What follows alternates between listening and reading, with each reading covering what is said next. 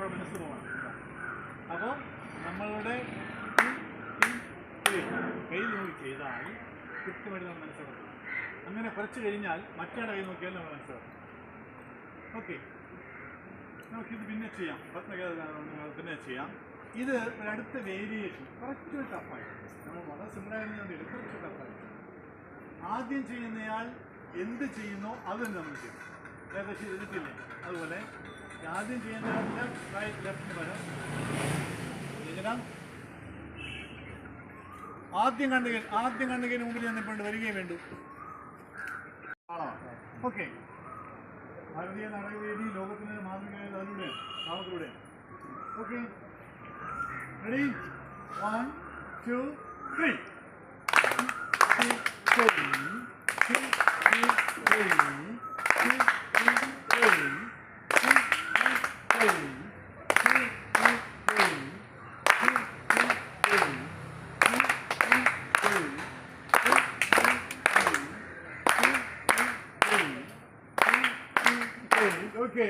Okay, thank you.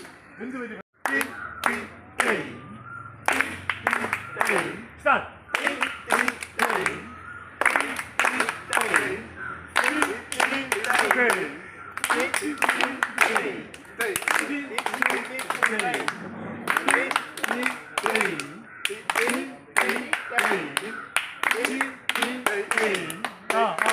Okay, thank you. ആദ്യം പറഞ്ഞ 2 3 1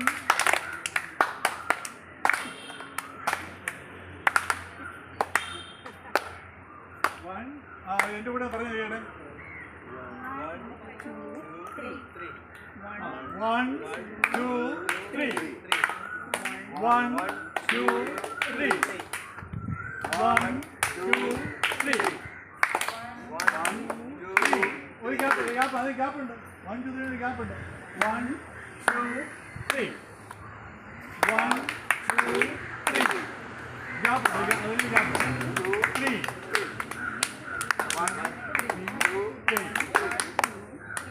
ഈ 1 2 3 കളഞ്ഞാൽ നമുക്ക് നമ്മുടെ മലയാളത്തിൻ്റെതായ ഒരുമായിട്ട് പോയാലോ.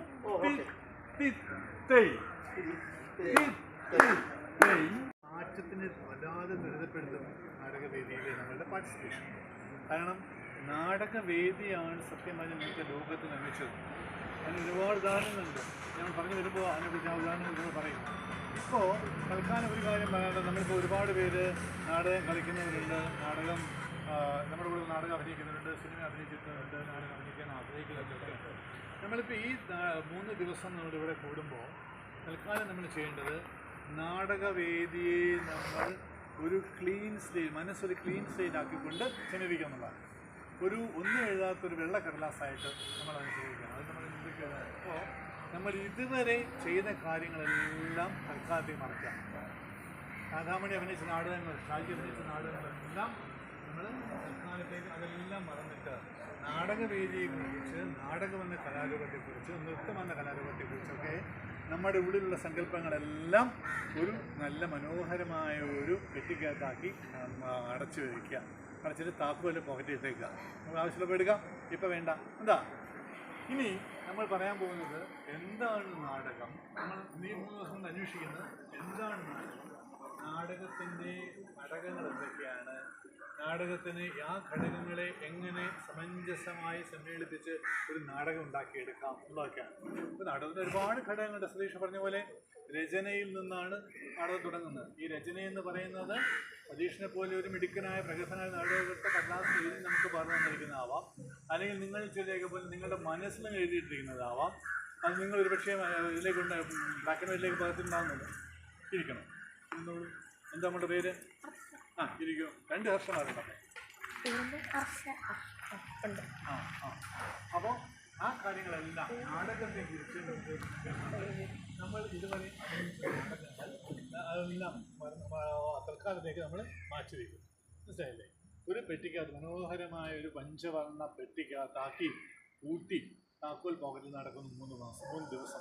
അത് കഴിഞ്ഞിട്ട് ഒരു വലിയ അത്ഭുതം സംഭവിക്കും. ഈ 3 ദിവസം കഴിഞ്ഞ് നിങ്ങളെ പെട്ടി ഒന്നും തുറക്കുമ്പോൾ നിങ്ങൾ കാണാത്ത ഒരുപാട് വർണ്ണങ്ങളിൽ ചാലിച്ച ചിത്രങ്ങൾ നിങ്ങൾക്ക് കാണാം. അത് മാജിക്കാണ്.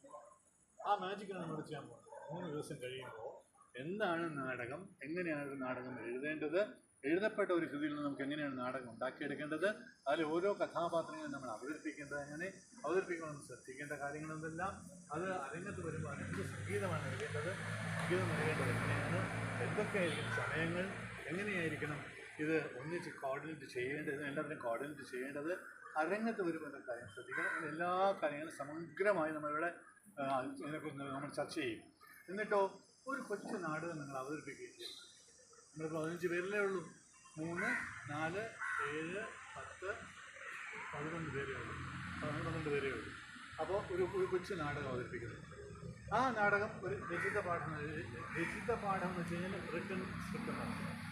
രചിക്കപ്പെട്ട പാഠം, റിട്ടൺ സ്ക്രിപ്റ്റാണ്. അതിനെ ബേസ് ചെയ്ത് നമ്മളെല്ലാം കൂടെ ചേർന്നിട്ട് അതിന് ഒരു രംഗാവിഷ്കാരം നൽകും. ആ നാടകം കൂടെ ചെയ്ത് കഴിയുമ്പോൾ എന്താണ് നാടകം എന്ന് നിങ്ങൾ മനസ്സിൽ ഭംഗിയായിട്ട് പറയും. അതാണ് നമ്മുടെ ഉദ്ദേശം. ഓക്കെ, സമ്മതമാണോ?